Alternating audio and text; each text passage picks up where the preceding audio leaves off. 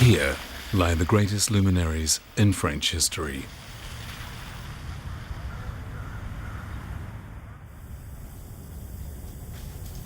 Among these figures, Voltaire is in the most prominent position. This master of the Enlightenment not only changed French history, in a sense, he also changed the world. All men are born equal. This statement was not just written in the classic French revolutionary document Declaration of the Rights of Man, it also found its way into the US Constitution. Yet few people know that behind this famous statement there stands another thinker, one from the ancient East, Confucius. Voltaire used to explain the idea of equality with a quotation from this Eastern philosopher. Don't do unto others what you don't want others to do unto you.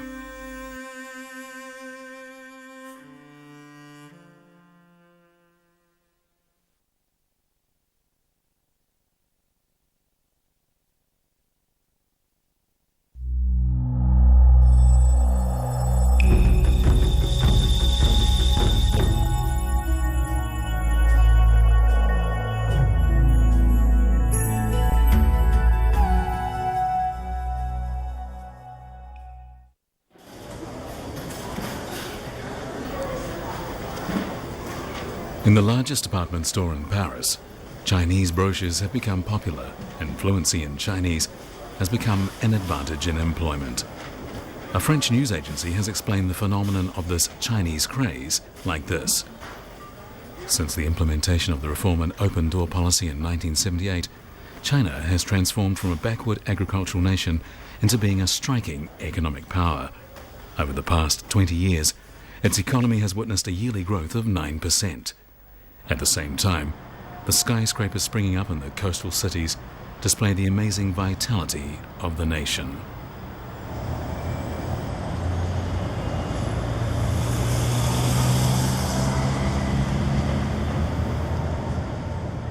也就是说，现在普通老百姓的心目中，汉语不是像过去一样，就是光是作为一种神秘的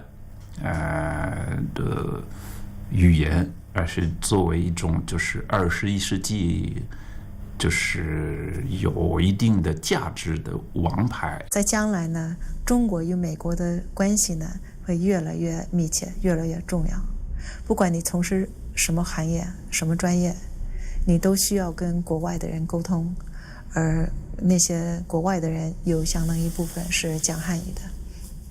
汉语是一种世界语言，有很多公司有很多人，中国人在肯尼亚去做生意，那么我就想一想，学中文就可以跟他们交流，在语言的方式也可以会更容易、更简单。黎明馆大学每年新生有8000名，但是其中学习汉语的就有2000名左右，就1/4的人是学习汉语。以前呢是第二大外语呢是德语或者法语，现在第二大外语是绝对的是中文。中国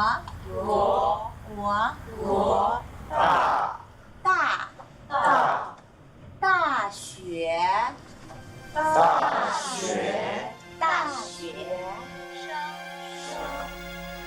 Some Western historians and economists believe the rise of the Chinese economy at the turn of the century is one of the most important events in human history.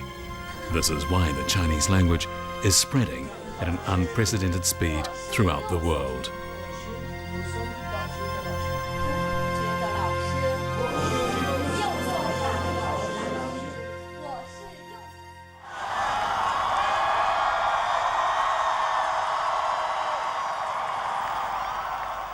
On November the 22nd, 2008, an article in the Wall Street Journal said that the incoming Obama administration would face formidable challenges.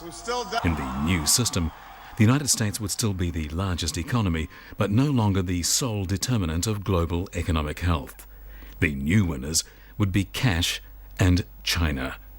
As the developed world sags, China is becoming even more important to the global system. 经过过去30年的改革和发展，中国通过创造性的发展马克思主义，通过创造性的弘扬中国的传统文化，通过创造性的吸收西方经济文明当中的市场经济体制，那么实现了一个中国模式。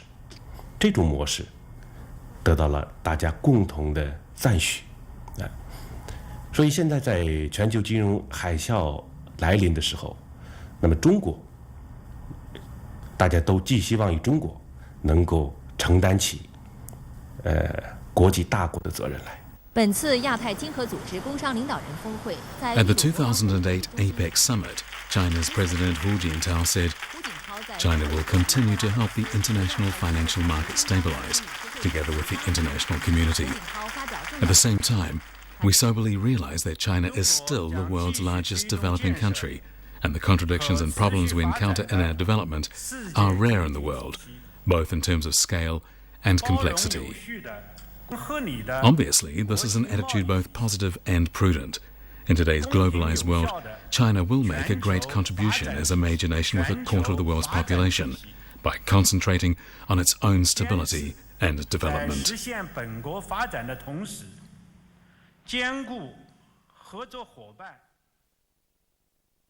我觉得改革开放以来的经济发展，如果从一个历史的角度去看，与其说它了不起，或者与其说它是一个奇迹，不如说这个发展是一种正常化，中国就恢复了这么大的国家，人口这么大的国家应该扮演的，在世界上应该扮演的一个角色。China has been a huge success story. The economic development of China since Deng Xiaoping has been, in some respects, a model of development for the rest of the world. If you look at the reduction of poverty in the last 25 years, global poverty has been reduced by approximately 500 million people. What position does the Chinese language occupy in the ever-expanding international exchanges?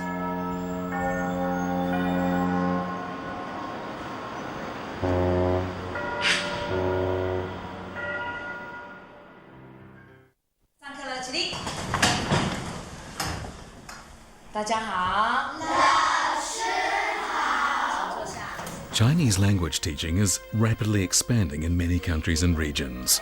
According to statistics, more than 2,300 universities in over 100 countries now offer courses in Chinese, and there is a new trend to start Chinese classes in elementary and secondary schools. According to Time magazine, while English may be the only truly international language, millions of tongues are wagging over what is rapidly becoming the world's other lingua franca, Mandarin. Seen as a key skill for people hitching their futures to China's economic rise, Mandarin is becoming common currency. The title of the article is Get Ahead, Learn Mandarin.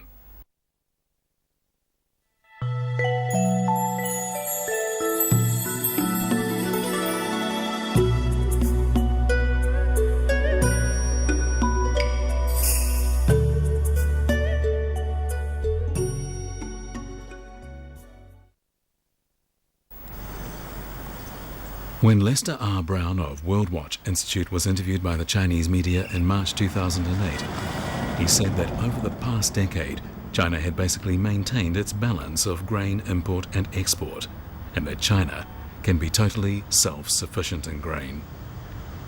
Only 14 years ago, he had written the book Who Will Feed China? Wake-Up Call for a Small Planet.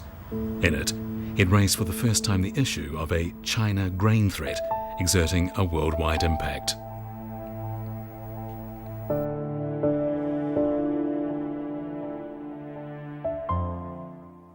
China to import even 10% of its grain would be huge for the world because it would put a lot of pressure on exporters and I mean, the reason China gets so much attention in the world press, whether it's oil consumption or grain consumption or soybeans or minerals or steel or energy, is because China is so big.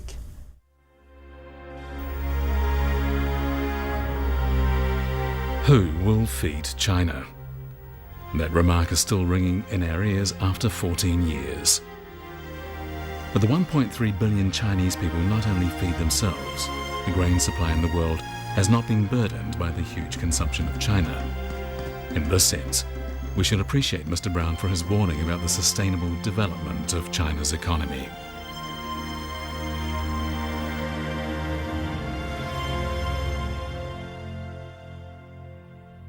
One is because China is big, 人口也很大，所以现在力量就可以对其他国家也有一点影响啊，所以有一点害怕，太大，人太多，力量太大。每次意大利的媒体采访我，问中国怎么样，意大利怎么样，意大利和中国的来往怎么样，我都给他们回答。中国人对我们的了解比我们对他们的了解多得多。需要更多西方人学汉语，需要更多西方人到中国去亲眼去看看，中国到底怎么样。这个中西交流方面，当然从开始就面临很多困难。All the rules currently being used in the world, including legal, military and economic, were formulated according to the conceptions of Western creators. So when China rises, it is inevitable for these rules to be rationally modified. Some nations even fear that as China suffered tremendously in modern times, when it becomes strong, it might retaliate.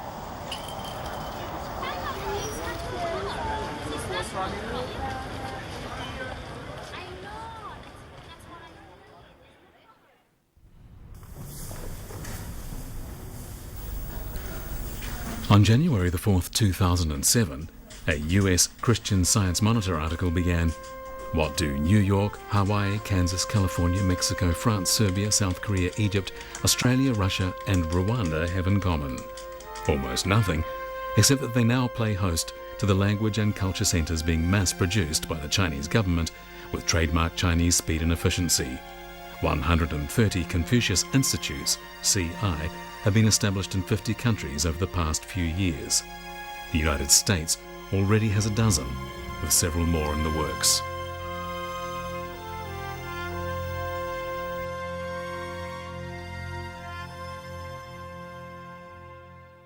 在这么短的时间里，外国朋友通过教育部，他们的教育部通过大使馆，急迫的要求成立，在我们控制速度的情况下，还不得不建了250几所，这反映了世界也要了解中国的这种欲望势头，当然也符合我们中国要走向世界。只有在这一点上，中外是没有分歧的。On February the 18th, 2005, the first Confucius Institute in Europe was established at Stockholm University in Sweden. Professor Cecilia Lindqvist, a leading Swedish sinologist, attended the ceremony as a guest of honour. Over 45 years ago, the then 27-year-old high school teacher decided to leave Stockholm for China. The major attraction for her was the Chinese script. In that artificially segregated era, Sweden was at the edge of both the capitalist and socialist camps. She knew nothing about the natural disasters the Chinese people were then experiencing.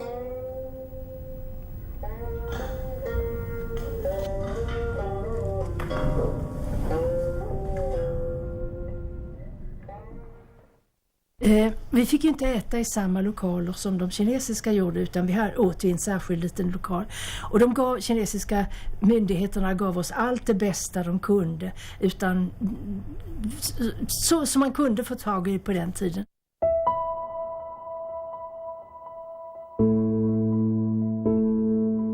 Jag fick se utanför vår lektionssal, så syntes plötsligt alla kinesiska studenterna var uppe i träden. Och de klättrade upp och de rev och de åt av bladen. For Cecilia, who had grown up in an affluent society, it was shocking to see people thus destroying the natural environment. Though she could not stop this uncultured activity, she did complain to her teacher.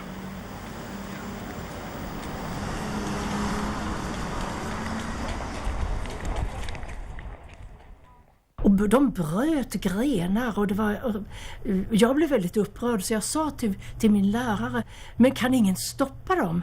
De förstör ju träden. Och då sa hon, du måste förstå, de har inte fått någon grön mat sedan i höstas. De längtar så oerhört efter färska grönsaker och färsk mat. Och nu kommer de här färska löven och det är underbart att äta för dem. Jag kan inte säga till dem att de inte ska klättra upp i träden. Och då skämdes jag. Hittills ska jag säga, för man har ju aldrig grävt medvetet efter detta. Det här hittade man på 70-talet. Att den här delen The Chinese still would rather go hungry than put their guests to inconvenience, this being their tradition. Later, Lindqvist often told others, knowing a Chinese written character is like knowing a person. Through these characters, she got to understand Chinese people. She wrote about these memorable experiences in China, Empire of Living Symbols. In this book, she not only wanted to tell her compatriots what Chinese written characters were like, she also wanted to let people know what kind of people had created them, what they ate and wore, how they farmed and laboured, how they lived and thought, how they looked at the world, and how they treated others.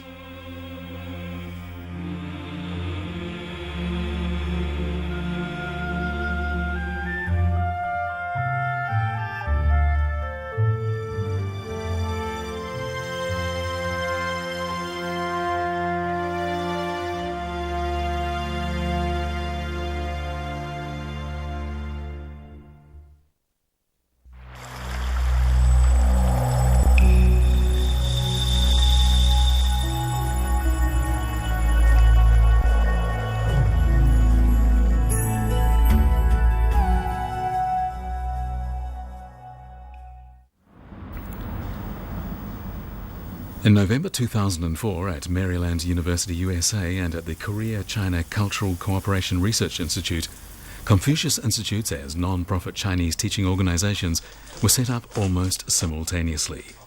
The Xinhua, or New China News Agency, released a short news report.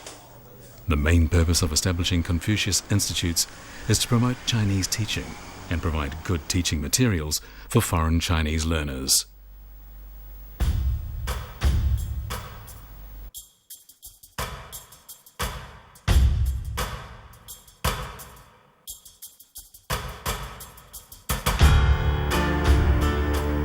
In point of fact, direct exchanges between East and West began in the 15th century. In 1415, the Portuguese army occupied Port Ceuta in Morocco, starting Europe's history of worldwide empire.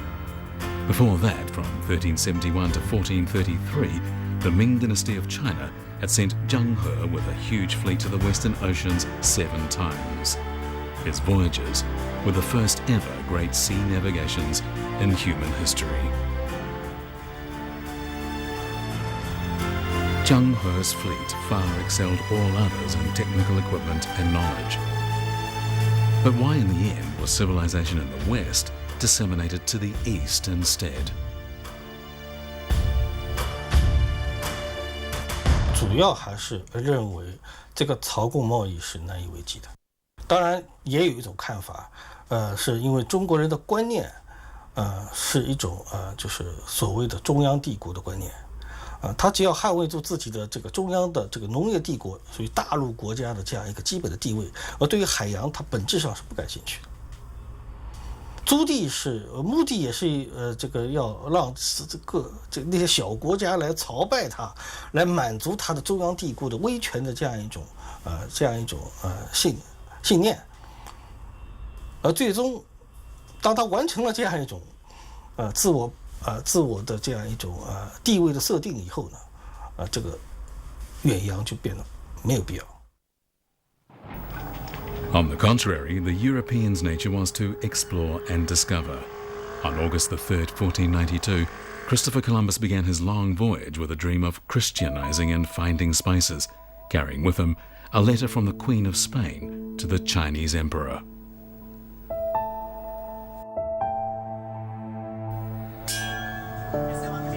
Columbus never reached the East, but successive voyages soon realized his goal. By the end of the 16th century, more and more European merchants and missionaries were appearing on the coast of Guangdong in South China.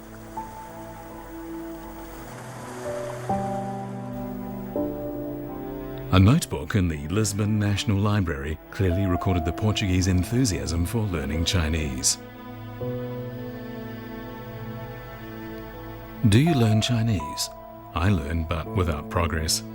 It's good to study Chinese since nowadays it is customary for people to learn the language of this country.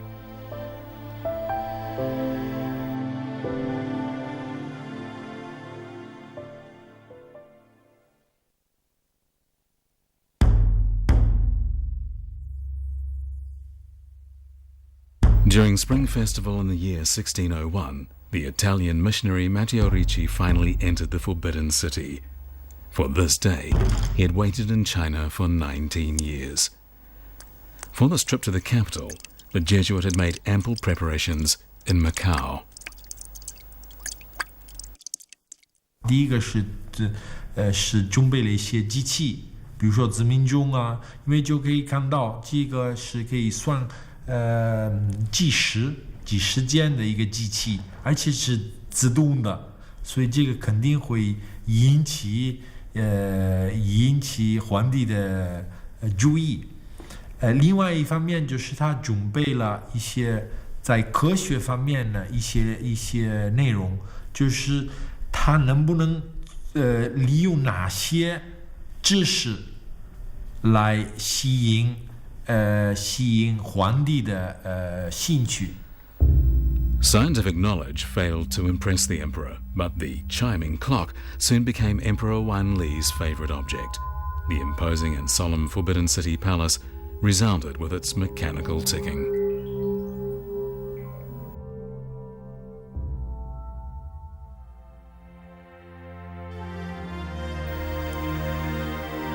Matteo Ricci was allowed to live in Beijing and build a Catholic cathedral. He even got 12 taels of silver as a monthly salary. In a letter to his family, he wrote, "I can hardly write in Italian anymore, so it seems I'm becoming Chinese." Since the time of his arrival in 1582, Matteo Ricci never left China. In May 1610, the emperor designated a cemetery in West Beijing, where Ricci and other foreign missionaries were to be buried. Today, the tombstones of 63 European missionaries can still be seen there. In the mid-17th century, there were already 300,000 Christians in China. But things always revert after reaching the extreme, and an inevitable dispute over rituals arose.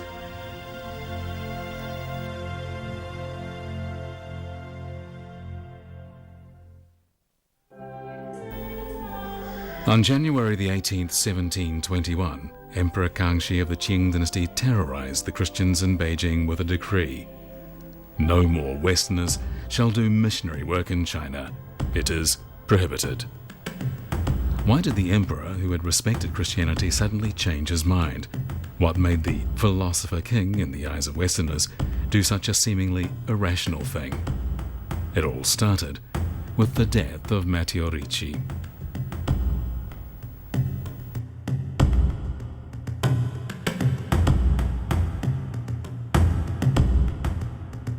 利玛窦他传播这个天主教啊，他很适应当时中国的国情。